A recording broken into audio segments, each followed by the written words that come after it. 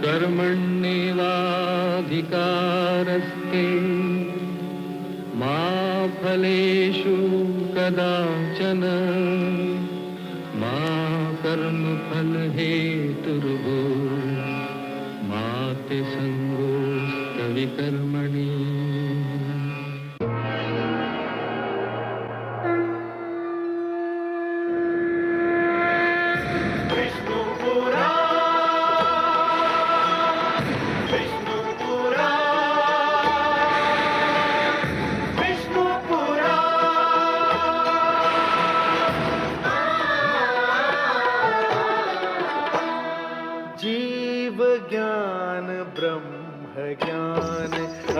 श्री विष्णु पुराण ओम की कथा महान। जय श्री विष्णु पुराण विष्णु पुराण विष्णु पुराण विष्णु पुराण। प्रगटे कब तीन लोक पृथ्वी जल वायु गगन प्रकृति कब ज्योत अगन। इस पुराण में है निहित जप तप और योग ध्यान। विष्णु पुराण विष्णु पुराण विष्णु पुराण। मैं माँ हूं, धरती माँ। मानव मुझे माता कहकर पुकारता है। मुझे बनाने वाले ने मुझे अपने चरणों से छूकर इतना पवित्र कर दिया था कि देवता भी मेरी धूल से माथे पर तिलक लगाकर स्वयं को धन्य समझते हैं।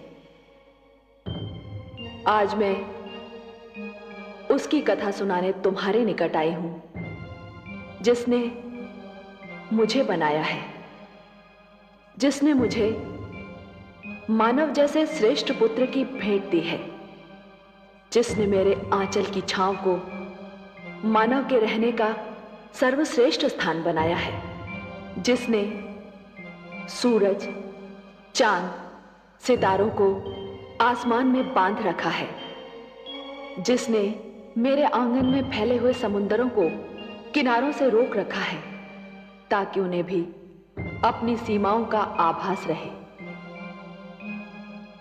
किंतु जो स्वयं असीम है, अनंत है, जो जन्मदाता भी है और पालन करता भी। हां, मैं तुम्हें उसकी कथा सुनाने आई हूं जो अपने भक्त प्रहलाद की रक्षा करने के लिए नरसिंह बनकर आया, जो राक्षसी संस्कृति का नाश करने के लिए राम बनकर जन्मा और जो कंस का अत्याचार मिटाने के लिए कृष्ण के रूप में अवतरित हुआ, जो मेरा आराध्य है, तुम्हारा आराध्य है, हम सब का आराध्य है। विश्व जिसे विष्णु कहकर पुकारता है, जो नारायण भी है, लक्ष्मीपति भी है। ये कथा सुनना हर एक के लिए आवश्यक है, नितांत आवश्यक। केवल इसलिए नहीं कि ये परमपिता परमेश्वर की कथा है, केवल इसलिए नहीं कि इस कथा में मानव की परंपरा है, उसकी सभ्यता का इतिहास है, उसका अतीत, वर्तमान और भविष्य है, बल्कि इसलिए आवश्यक है कि इस कथा से जीवन जीने की, सत्य मार्ग पर चलने की, अन्याय से संघर्ष करने की, कर्मयोगी बनने की प्रेरणा मिलती है। इस कथा में जीवन के मूल्य हैं, जीवन के सिद्धांत हैं। ये कथा सुनकर मानव धन्य हो जाते हैं, जान लेते हैं कि जो कर्मठ होते हैं, परमपिता परमेश्वर उनकी रक्षा अवश्य करता है। ये कथा मैं ही सुना सकती हूँ, क्योंकि मेरी रचना मानव की रचना से पहले हुई थी। मेरा इतिहास मानव इतिहास से भी पुराना है। इस कथा का आरंभ महाप्रलय से होता है।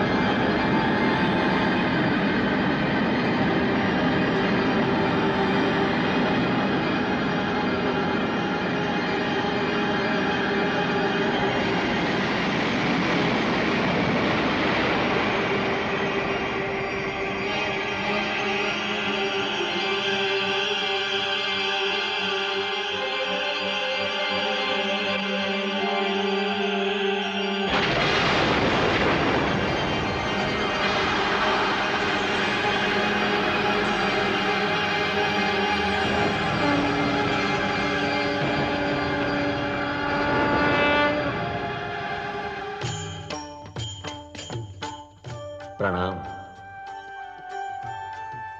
हे नारायण, आपको कोटि कोटि प्रणाम। हे विश्वेश्वर प्रणाम, आपको असंख्य प्रणाम। हे पद्मनाभ, मैं कौन हूं, मुझे बताने की कृपा कीजिए। हे वासुदेव, मुझे अस्तित्व दिया है तो पहचान भी दीजिए, परिचय भी प्रदान कीजिए। जो मैं हूं वही आप हैं, और जो आप हैं वही मैं हूं। मैं विष्णु हूं, आप ब्रह्मा हैं, और आप महेश हैं। हम तीनों ही एक ही अस्तित्व के तीन रूप हैं, त्रिमूर्ति हैं। परंतु हे देव, मेरे होने का उद्देश्य क्या है, मेरा लक्ष्य क्या है?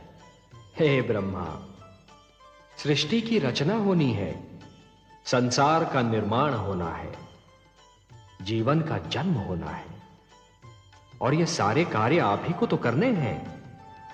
आप विधाता हैं, सृष्टि में जन्म लेने वाले जीवन के जन्मदाता हैं। और हे परमेश्वर, मेरी रचना क्यों हुई है?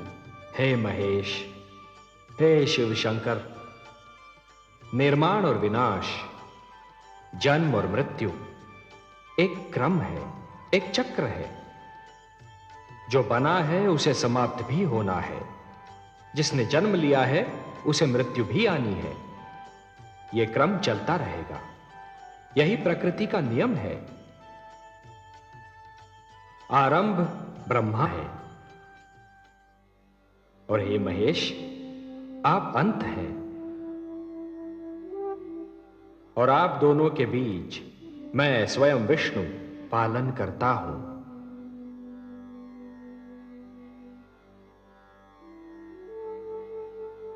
हे ब्रह्मा, हे विधाता, सृष्टि की रचना का शुभारंभ कीजिए।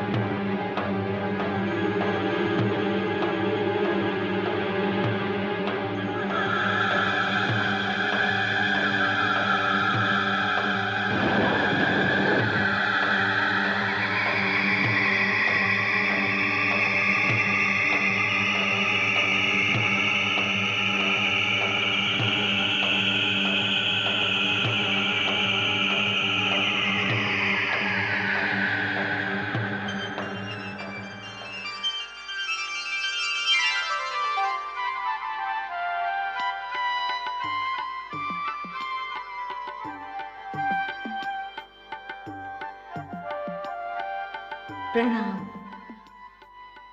परमेश्वर, प्रणाम। हे नारायण, आपको कोटि कोटि प्रणाम। हे नाथ, हे सर्वशक्तिमान, आप तो अपने आप में ही संपूर्ण थे, फिर मेरी रचना करने की क्या आवश्यकता थी?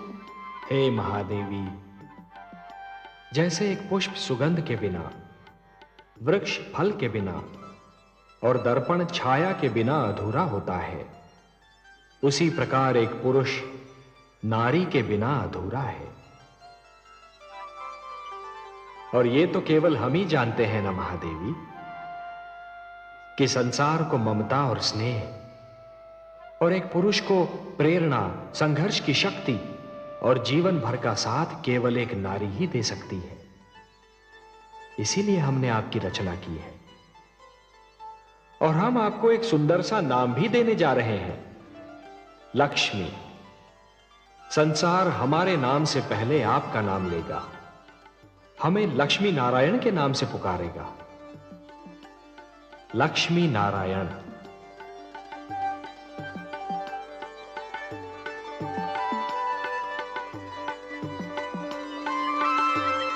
श्री विष्णु भगवान की अनुमति से ब्रह्मा ने सृष्टि के निर्माण का श्री गणेश किया। सबसे पहले अपनी भुजाओं से उन्होंने 4 मनु पैदा किए।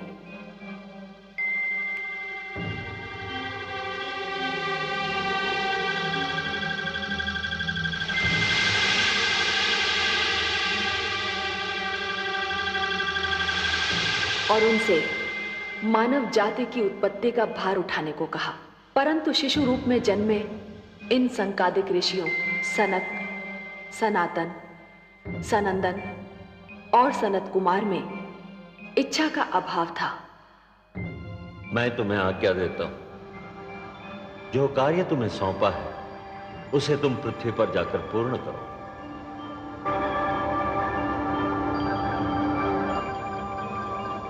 तो मैं तुम्हें शाप देता हूं, जाओ, निकल जाओ यहां से।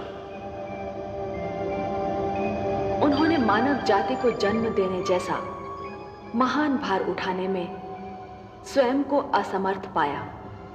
इच्छा का संबंध ज्ञान से है और ज्ञान की जड़ें विद्या में होती हैं। ब्रह्मा ने यह सोचकर निर्णय लिया कि मानव से पहले सृष्टि में ज्ञान का उजाला फैलाना चाहिए। जीवन को ज्ञान मिलने से पहले ज्ञान को जीवन मिलना चाहिए।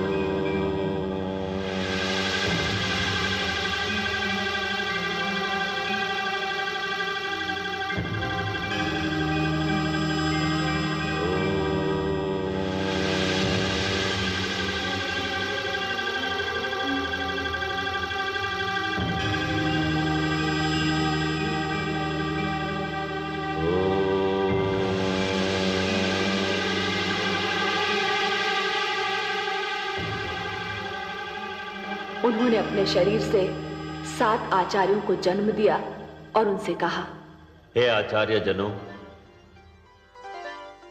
हे वशिष्ठ, हे क्रतु, हे पुलह, हे पुलस्त्य, हे अंगिरा, हे अत्रि, हे मरीचि। सृष्टि में मानव जीवन का आगमन होने वाला है। मानव को शिक्षा देना, उसके जीवन को दिशा देना आपके जन्म का कारण भी है और उद्देश्य भी। उसके मार्ग में ज्ञान का प्रकाश फैलाएंगे आप। उसे परिवार और गुरुकुल परंपरा के ढंग सिखाएंगे। सप्तऋषि के नाम से जाने जाने वाले ये सातों आचार्य आज भी नक्षत्र मंडल में 7 सितारों के झुरमुट का रूप लेकर जीवन का मार्गदर्शन करते दिखाई देते हैं। फिर आया वो क्षण जिसकी सृष्टि सांस थामे राह देख रही थी। रचना क्रिया का सबसे महान क्षण,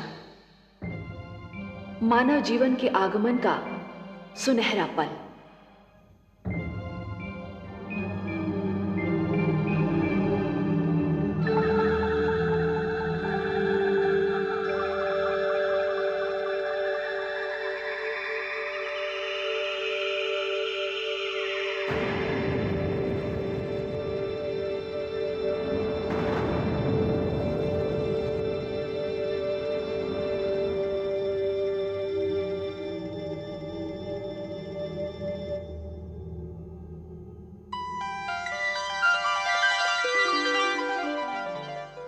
प्रणाम प्रभु।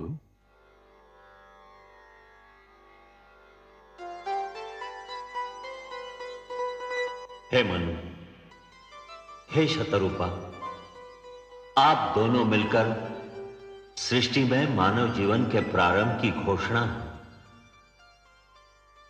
जीवन रचना की शक्ति अब मैं आप दोनों को प्रदान करता हूं।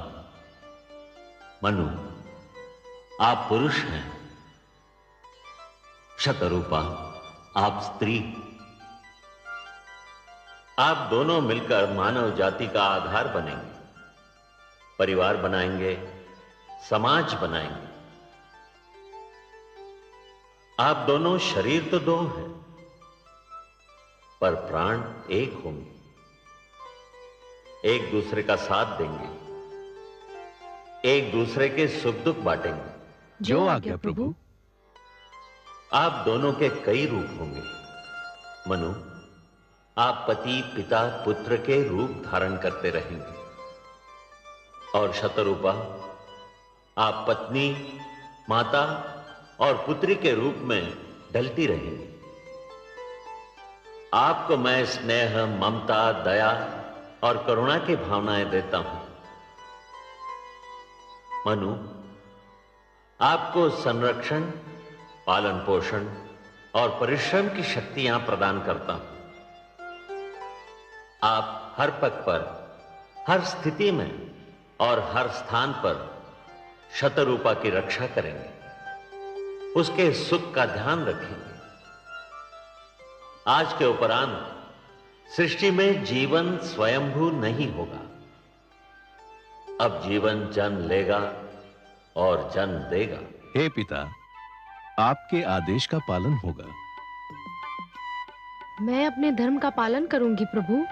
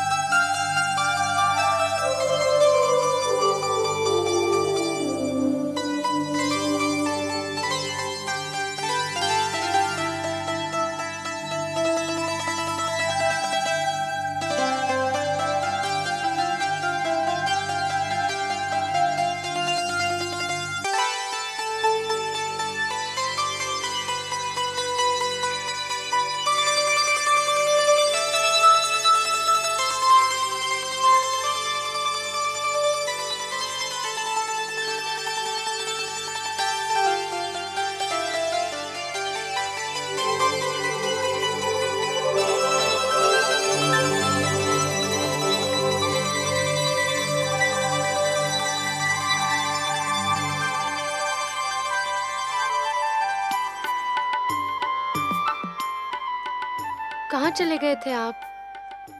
आपको पास न पाकर मैं कितनी घबरा गई थी। क्यों चले गए थे मुझसे दूर?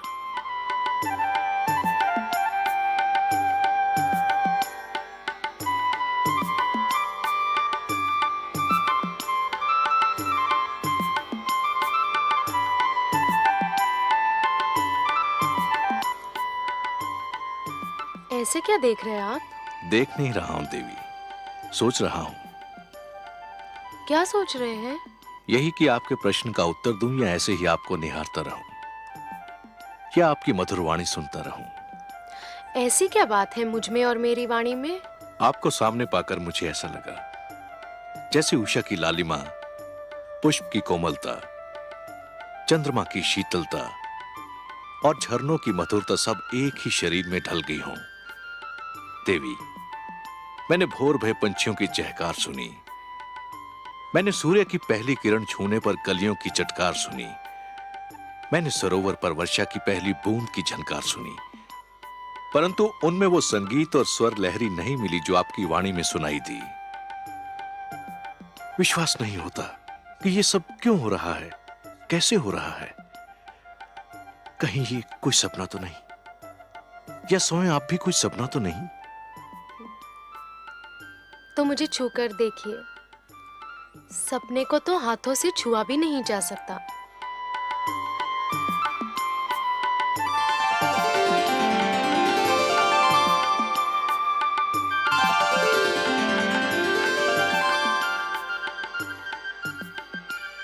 अब पता चला कि मैं सपना हूं या सत्य?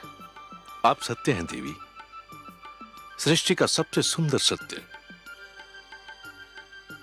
ब्रह्मा ने मुझे आपके विषय में बहुत सारी बातें बताई थीं, परंतु एक बात नहीं बताई थी जो मैंने अब जान ली है। कौन सी बात? यही कि आप मेरी संगिनी नहीं, मेरी आवश्यकता भी हो। आपने अधूरी बात जानी स्वामी। क्यों? पूरी बात यह है कि हम दोनों एक दूसरे की आवश्यकता है।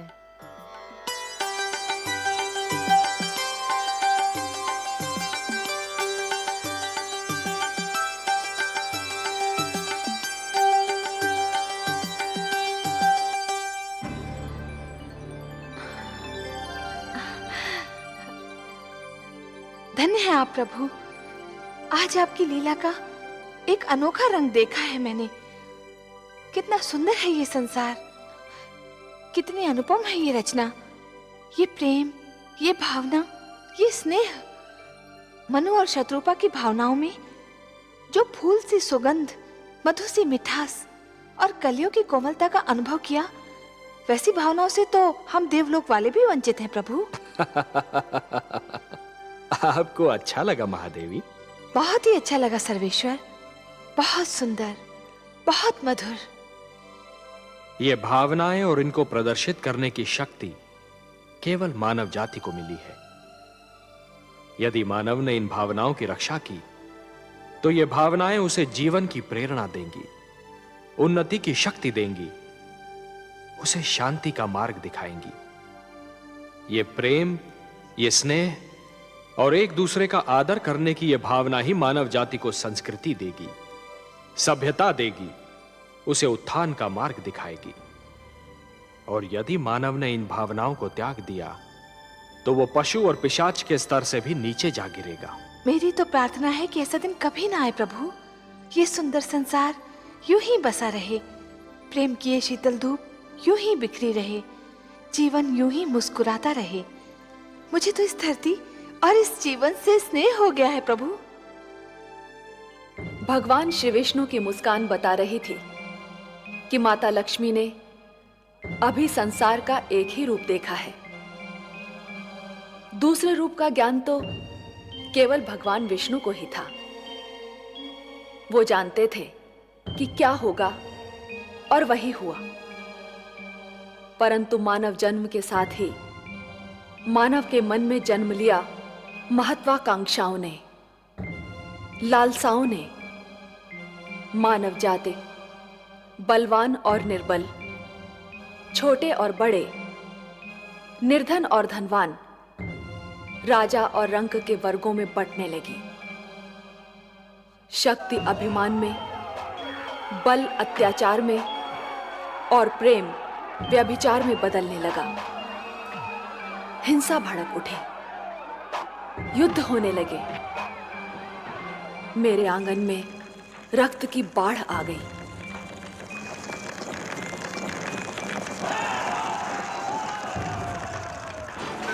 मैं घबरा गई। मैंने मानव को बार बार पुकारा, पर हाहाकार में उसने तो मेरी पुकार नहीं सुनी। परंतु मेरी ये पुकार देवलोक तक पहुंच गई।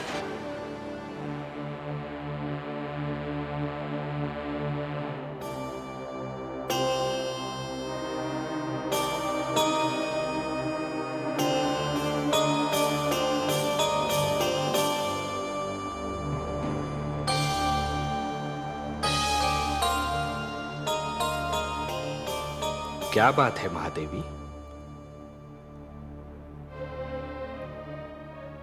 आपके इन सुंदर नयनों में आश्चर्य और विस्मय की छायाएं क्यों तैर रही हैं? किस सोच ने आपके मन को घेर रखा है? कुछ नहीं विश्वेश्वर, यही सोच रही थी कि यदि चित्रकार के बनाए चित्र को कोई बिगाड़ दे तो क्या उसे तनिक भी चिंता नहीं होगी? यदि कोई शिल्पकार की बनाई मूर्ति को तोड़ने की चेष्टा करे तो क्या उसे तनिक भी दुख नहीं होगा? यदि कोई चित्रकार अपना चित्र किसी को उपहार में दे दे तो उस चित्र को संभालना उपहार पाने वाले का कर्तव्य है। कोई शिल्पकार अपनी मूर्ति किसी को भेंट दे दे तो उस मूर्ति की देखभाल करना भेंट पाने वाले का कर्तव्य है। वैसे हम समझ गए कि आप पूछना क्या चाहती हैं। आप तो अंतर्यामी हैं। लगता है आप हमारी धरती पर घटने वाली घटनाओं से पीड़ित हो उठी हैं। हाँ पद्मनाभ, मैं बहुत दुखी हूं। क्यों हो रहा है ये सब? क्यों मचा है ये हाहाकार? प्रेम बनाया था तो घृणा क्यों बनाई? जो हो रहा है हो सकता है वो वही हो जो स्वयं विधाता ने लिखा हो। और अपना लिखा तो स्वयं विधाता भी नहीं मिटा सकते ना। हे महादेवी, हो सकता है कि यह मानव की परीक्षा हो, उसके कर्मों की परीक्षा हो। पर ऐसा संसार और ऐसा मानव आपने बनाया ही क्यों नारायण, जो आपकी बनाई धरती पर अंधेरा फैला रहा है? तो आप क्या चाहती थीं कि हम केवल दिन बनाते और रात्रि न बनाते? फिर मानव को अंधेरे उजाले का अंतर कैसे जान पड़ता? विष न होता तो अमृत की महत्ता कैसे जानी जाती? पुष्प के साथ कांटे न होते तो पुष्प के सौंदर्य को कौन जान सकता? पतझड़ न आती तो वसंत ऋतु इतनी सुहानी कैसे लगती? हमने मानव को बनाया है देवी। मानव इतिहास को बनाने का कार्य हमने अपने हाथों में नहीं रखा, वो तो उसी पर छोड़ दिया है। अभी तो उसे अपनी शक्ति का आभास हुआ है। इसी से उसे न्याय अन्याय, सत्य असत्य, धर्म अधर्म और पाप और पुण्य की जानकारी भी होगी। हमने बुद्धि दी है मानव को, विवेक दिया है उसे। और यदि मानव ने विवेक से कार्य नहीं किया तो? यदि धरती पर रात्रि इसी प्रकार दिन को निगलती रही तो? अंधकार प्रकाश को डसता रहा तो? तब क्या करेंगे आप? चिंता मत कीजिए देवी। यदि असत्य और अधर्म अपनी सीमा को पार कर गए, यदि धर्म की हानि होने लगी, तो हम स्वयं धरती पर जाएंगे। हम वचनबद्ध हैं। परित्राणाय साधूनाम विनाशाय च दुष्कृताम धर्म संस्थापनार्थाय संभवामि युगे युगे। अपनी लीला तो आप ही स्वयं जानते हैं पद्मनाभ। इस प्रकार आरंभ हुआ प्रकाश और अंधकार के युद्ध का इतिहास, असत्य पर सत्य की विजय का इतिहास, अन्याय पर न्याय की विजय की कथा। और इस कथा का पहला अध्याय था मनु और शत्रुपा का पुत्र महाराज उत्तानपाद, जो दिग्विजय करके अपनी राजधानी लौट रहा है।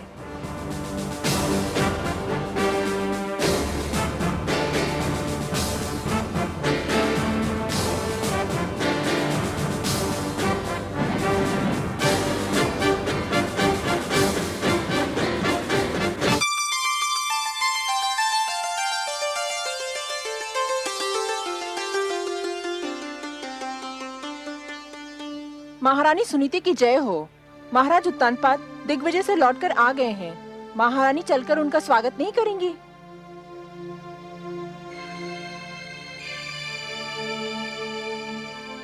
मैं वहां जाकर क्या करूंगी?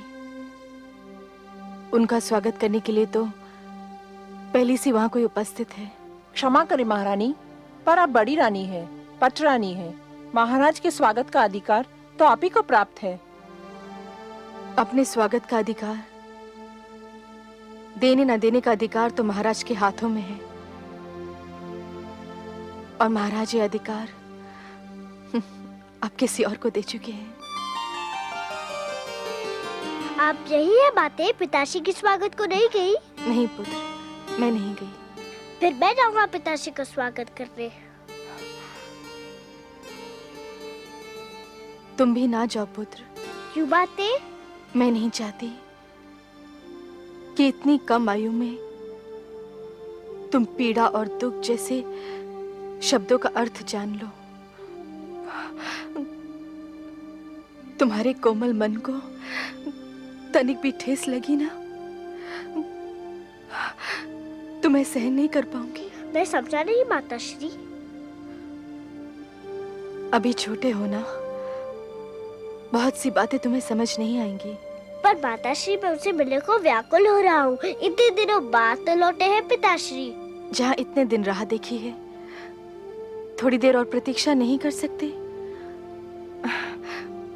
वो यहीं आएंगे। एक बात पूछूं माते? अवश्य पूछो। क्या वृक्ष की छाया वृक्ष से दूर रह सकती है? कदापि नहीं। तो फिर पुत्र अपने पिता से कैसे दूर रह सकता है? पिता के प्रेम पर पुत्र का जन्मसिद्ध अधिकार है।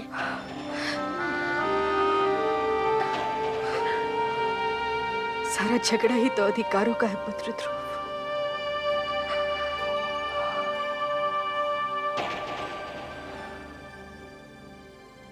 अधिकारों का है।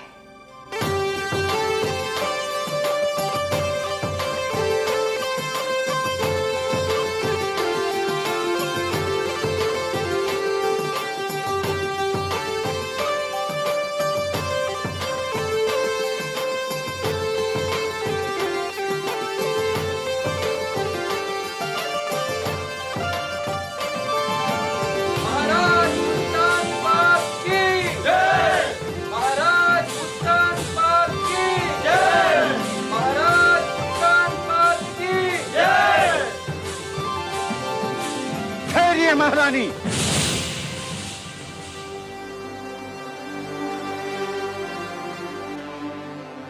ये उचित नहीं है। क्या उचित नहीं है? महाराज के स्वागत का प्रथम अधिकार बड़ी रानी को प्राप्त होता है। किंतु ये अधिकार महाराज ने बड़ी रानी से लेकर हमें दे दिया है। क्या अंतर पड़ता है गुरुदेव? दोनों ही हमारी रानियां हैं और दोनों में से कोई भी हमारा स्वागत कर सकती है।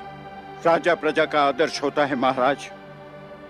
राजा जो कार्य करता है, प्रजा उसी का अनुकरण करती है। राजा मार्गदर्शक होता है, समाज उसके पीछे चलता है। उचित अनुचित की परिभाषा भी राजा ही बनाता है। यथा राजा तथा प्रजा। आज जो कार्य हो रहा है, उससे समाज के बड़ों के आदर की परंपरा संकट में आ सकती है।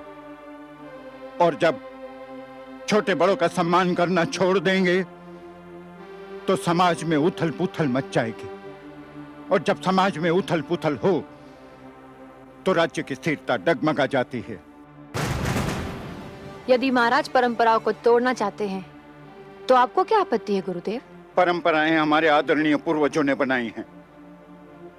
उन्हें तोड़ने का किसी को अधिकार नहीं है। तो फिर महाराज का क्या निर्णय है?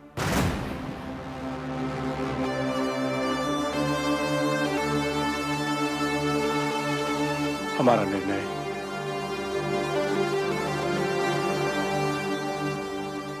निर्णय यह है कि महारानी सरुचि ही हमारा स्वागत करेंगी। यदि आपका यह निर्णय है, तो फिर किसी का भी उपदेश मुझे रोक नहीं सकता। पति का आदेश मानना ही पत्नी का धर्म है, और ये धर्म मैं निभाकर ही रहूंगी।